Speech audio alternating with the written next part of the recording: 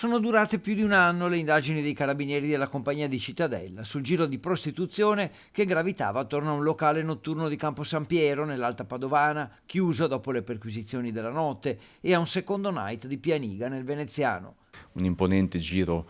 movimento di donne sia italiane che dell'Est Europa presso un paio di strutture ricettive dell'Alta Padovana,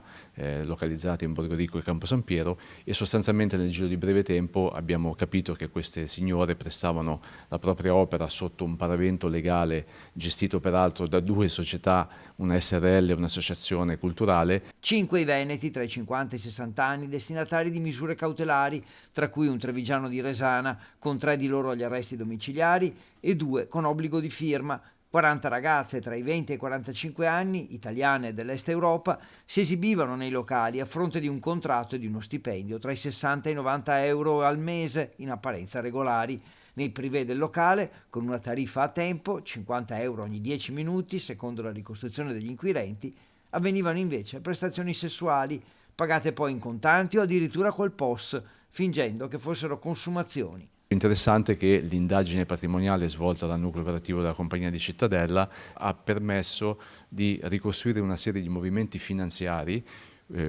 messi in atto da 2 di questi promotori che sono finiti agli arresti domiciliari, che consistevano sostanzialmente in un meccanismo di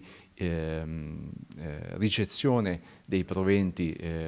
corrisposti dai clienti alle prostitute,